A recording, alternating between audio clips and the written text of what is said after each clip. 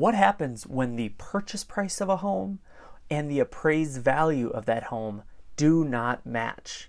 Well, we are going to discuss how to negotiate that in this video, and we are getting started right now.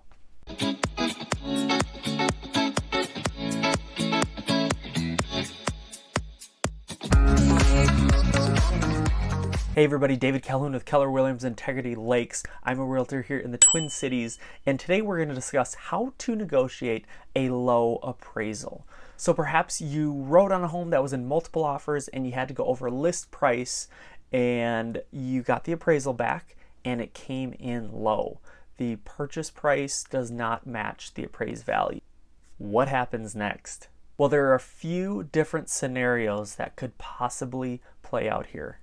Scenario number one is that the seller would take the appraised value. They would have to reduce the purchase price to match the appraised value. Scenario number two is that the buyer brings the additional cash to close to match that gap. Scenario number three is that the buyer and seller renegotiate and split the gap. So say that's $10,000 off with the appraisal versus the purchase price. Well, if the seller comes down $5,000 and then the buyer brings $5,000 to closing, that will make up the difference. So what happens if the seller will not reduce the sales price to match the appraised value? Or what if the buyer either will not or cannot bring additional funds to closing in order to match that gap between the appraised value and the purchase price? What happens in that scenario? I want to preface this by saying I am not an attorney, so if you need legal advice, please consult an attorney. However, I do want to highlight what the contract actually states here in Minnesota.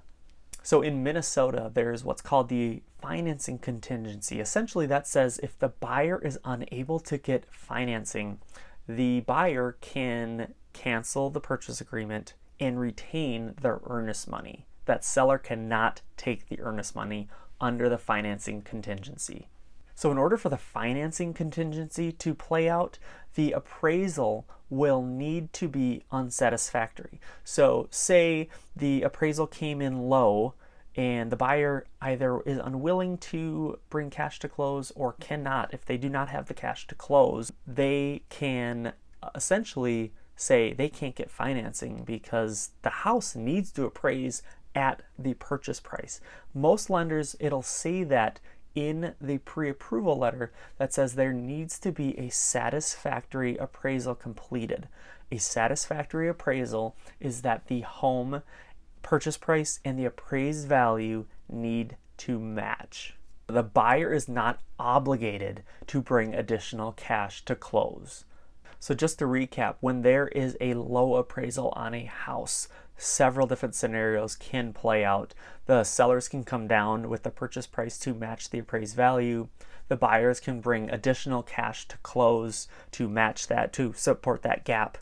Buyer and seller can renegotiate and split that gap so it's a win-win for both parties. Or there can be a cancellation that says essentially the buyer is canceling this purchase agreement. Both buyer and seller are canceling this purchase agreement and the buyers are retaining their earnest money. The buyers are not obligated to bring additional cash to close. Minnesota has what's called a financing contingency in the contract, which essentially protects the buyer's earnest money.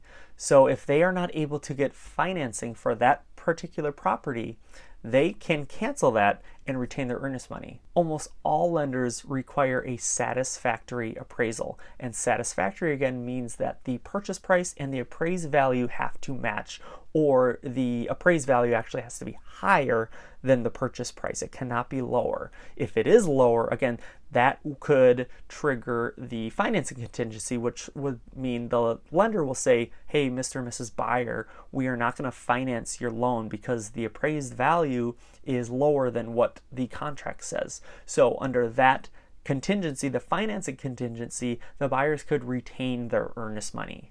I know it's a little bit confusing. However, I am not an attorney. I've just done this several times before. So if you have any specific transaction questions or real estate needs, feel free to reach out. I'd be happy to be a resource for you.